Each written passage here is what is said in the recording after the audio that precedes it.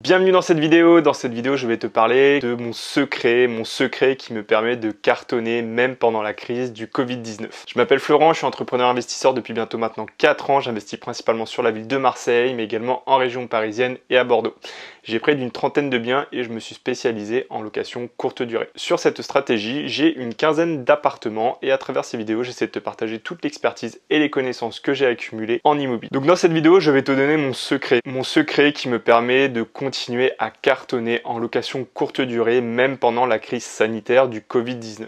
Alors si tu n'as pas vu mes deux précédentes vidéos où je parle des stratégies à mettre en place pour faire face à la crise sanitaire, à la crise du Covid-19, je te les mets dans un coin de cette vidéo, va les voir.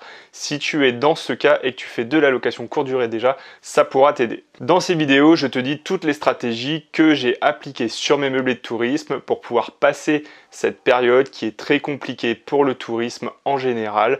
Et donc pour toi peut-être si tu fais de la location courte durée. Et je vais même plus loin dans ces vidéos en te donnant des stratégies qui je sais fonctionnent mais que même moi à ce jour je n'applique pas puisque je n'en ressens pas le besoin. Mais si toi tu as vraiment de grandes difficultés à louer tes meublés de tourisme, applique l'ensemble des stratégies et tu verras que cela te permettra de capter un certain nombre de réservations pour remplir ton meublé de tourisme. Mais c'est surtout parce que j'ai un secret. Un secret que je ne t'ai pas dit, un secret dont je n'ai pas parlé dans mes précédentes vidéos. Et qui risque de te surprendre. Ce secret, c'est ce qui me permet en temps normal de remplir l'ensemble de mes meublés de tourisme avec des taux d'occupation supérieurs à 90% et 80 à 85 actuellement avec le Covid-19. Alors, est-ce qu'il s'agit simplement de pratiquer des prix à la nuit dérisoires, par exemple 5 € la nuit? Est-ce que c'est grâce à l'automatisation? Ou peut-être grâce à mes prestataires que j'ai bien sélectionnés. Avant de te dire exactement ce qu'est mon secret, je vais d'abord te montrer les résultats que j'arrive à obtenir depuis le début du confinement. Ce graphique est issu des données d'Airbnb qui propose une petite étude de marché avec les appartements disponibles par secteur présents sur la plateforme. Donc la première ligne que tu peux voir sur ce graphique représente l'ensemble des appartements, des meublés de tourisme que j'ai sur la plateforme Airbnb. La seconde ligne est le taux d'occupation moyen constaté sur le marché de l'ensemble des appartements présents sur Airbnb. Cette courbe prend en compte bien évidemment les appartements qui ne sont loués qu'occasionnellement, mais tu remarques quand même si tu étudies un petit peu ce graphique qu'aux alentours du 16 mars, date de début du confinement en France, il y a une belle cassure du taux d'occupation moyen du marché, alors que si tu regardes ma courbe, elle ne bouge presque pas, voire c'est même l'inverse. Maintenant je te montre un second tableau, toujours issu de Airbnb, qui indique en gros la visibilité des appartements sur la plateforme. Tu constates que je suis toujours au-dessus du taux médian du marché, et que depuis le début du confinement, ma visibilité est même en train d'exploser. Alors bien évidemment, ta visibilité, la visibilité de ton meublé de tourisme est à mettre en parallèle de la disponibilité de ton appartement. Pour une date donnée, si ton appartement est déjà loué, Airbnb ne va pas mettre en avant ton appartement puisqu'il est déjà réservé ou indisponible. Donc Airbnb n'a finalement aucun intérêt à mettre ton appartement en avant sur cette période puisqu'il n'est pas disponible. Donc si pendant cette période de crise, tu as complètement fermé les réservations sur ton appartement, il est normal que ton appartement ne soit pas mis en avant sur la plateforme. Mais comme je viens de te le montrer, mes appartements sont quasiment pleins. Donc finalement, je profite d'un très bon taux de remplissage et d'une très bonne visibilité sur la plateforme. Alors maintenant, si je superpose les deux graphiques, voilà ce que ça donne. Alors d'après toi, comment est-ce que je fais? Est-ce que je suis en bis-bis avec Airbnb? Ou est-ce que j'ai un contact directement avec Airbnb pour qu'ils puissent mettre en avant mes appartements plutôt que d'autres? Non, pas du tout. Ce qui me permet d'avoir en cette période une très bonne visibilité, des réservations et donc un très bon taux d'occupation. Et tout simplement que je ne fais aucune difficulté à les accepter. Airbnb l'a compris et en cette période de crise met en avant les hôtes qui acceptent les réservations tout simplement. Et surtout, bien évidemment, qu'ils ne les annulent pas derrière. En même temps, cela paraît normal. Quel intérêt aurait Airbnb de mettre en avant des appartements où les hôtes annulent les réservations en cette période près de 2 fois sur 3 parce qu'ils ne peuvent tout simplement pas accueillir les voyageurs? Alors ça peut être simplement parce qu'ils ne peuvent pas accéder à leur appartement, peut-être que leurs prestataires ne peuvent pas intervenir, ou peut-être que l'hôte ne peut pas accueillir les voyageurs. Mais voilà, un ensemble de raisons qui font qu'actuellement, dans cette période, énormément de réservations ont été annulées, alors que ce soit de la part des voyageurs, mais également des autres qui étaient dans l'incapacité d'accueillir ces voyageurs. Alors quand je te parle de voyageurs, bien évidemment, je te parle au sens large, puisque je te le rappelle, dans la majorité des cas, dans la majeure partie du territoire français, il est à ce jour interdit d'accueillir des touristes ou des voyageurs qui seraient là pour visiter ou tout simplement s'ils souhaitent se confiner dans des lieux un petit peu plus sympas que leur résidence principale. Je parle de voyageurs au sens large, en incluant bien évidemment les personnes locales, les professionnels et tous ceux qui ont un réel besoin de se loger en cette période. Donc on revient un petit peu sur le graphique du taux d'occupation, qui comprend du coup la période du 1er janvier au 20 avril 2020. Mon taux d'occupation oscille sur cette période entre 70% au plus bas et 95% au plus haut. À cela, il convient d'ajouter toutes les réservations qui proviennent des autres plateformes qui sont plus ou moins importantes en fonction de la période de l'année. Donc là, tu l'auras compris si tu analyses un petit peu ce graphique, qu'en ce moment, actuellement, Airbnb est l'un de mes canaux principaux pour obtenir des réservations sur mes appartements. Mais les autres plateformes, en fonction de la saison, qu'on soit en haute ou basse saison, ont également une très grande importance afin de toujours avoir un taux d'occupation optimal et également me permet d'optimiser mon chiffre d'affaires, en ne comptant pas sur une seule et unique plateforme.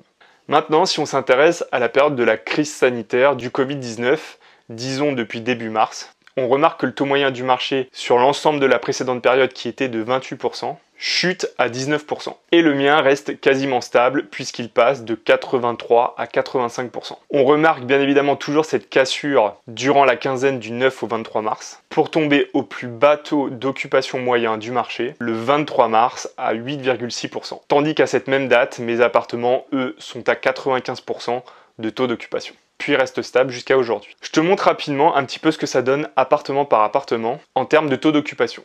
En fonction du type d'appartement, s'il s'agit d'un studio, d'un T1, d'un T3, et en fonction de son secteur géographique. Et toujours comparé au marché. Alors tu remarques sur l'ensemble des appartements que je te montre que le taux moyen du marché en fonction du type d'appartement ne dépasse rarement les 20% de taux de remplissage sur la période de la crise. Alors que moi j'avoisine plutôt les 80%.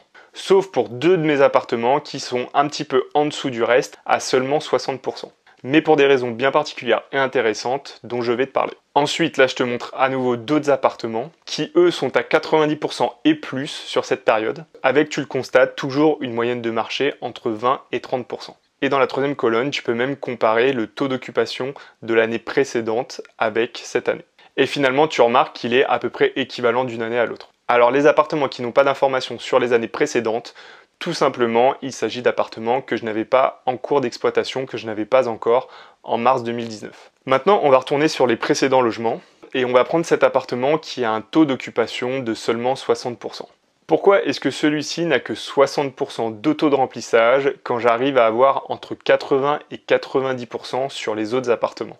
Est-ce que c'est parce que je n'ai pas appliqué la même stratégie? C'est ce qui est arrivé à celui-ci où je n'ai que 63% de taux de remplissage.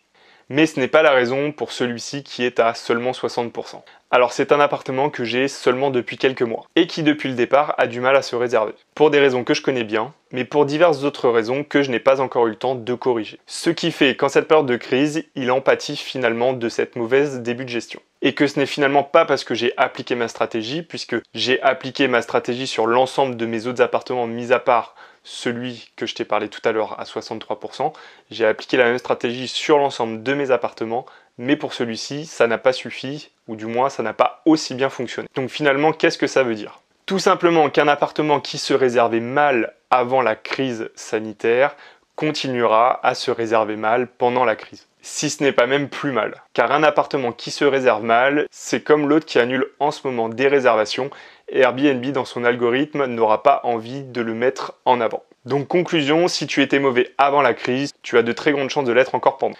Alors, est-ce que tu y vois un petit peu plus clair sur mon secret? Finalement, mon secret, en dehors de la stratégie que j'ai mis en place face à la crise, qui est également très important, puisque sans s'adapter au marché, c'était le fiasco assuré. Mon secret, c'est tout simplement la régularité. Mes meublés de tourisme fonctionnaient très bien avant la crise. Ils continuent encore aujourd'hui à très bien fonctionner. Avec un chiffre d'affaires, certes, je te l'accorde, moins important, mais c'est normal, c'est propre à la crise, c'est propre à la période que l'on est en train de traverser. Sur ma gestion, je n'ai rien changé.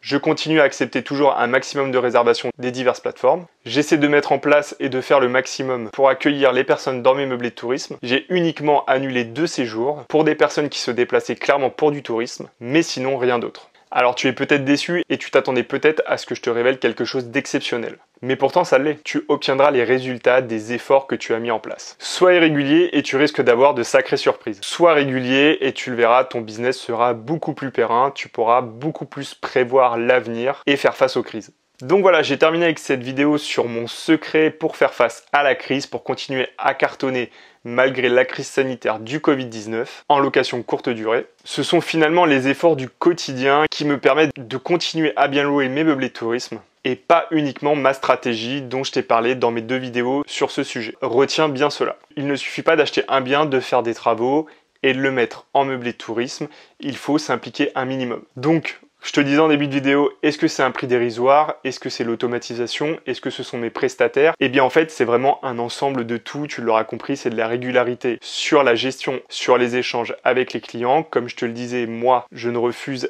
à ce jour quasiment aucune réservation. Les seules que j'annule, ce sont les réservations où ce sont clairement du tourisme puisqu'elles sont actuellement interdites. Et finalement, ça représente un tout petit pourcentage puisque le gros des réservations, des demandes de réservation que j'obtiens, ce sont soit pour des professionnels, pour des personnes qui habitent sur le secteur qui souhaitent se confiner ou qui ont tout simplement besoin d'avoir un logement. Donc finalement, c'est ma gestion dans mes meublés de tourisme au quotidien qui me permet de continuer, même pendant la crise, à très bien louer mes appartements en location courte durée. J'espère que tu as apprécié cette vidéo. Si tu l'as appréciée et que tu veux m'aider pour que je continue à te faire des vidéos sur l'immobilier, sur la location courte durée, sur mes stratégies, laisse-moi un petit pouce, abonne-toi à la chaîne et actionne la petite cloche pour être au courant de mes prochaines vidéos. Tu peux également me retrouver sur les réseaux sociaux en cherchant Florent Richard sur Instagram ou Florent RCD sur Facebook.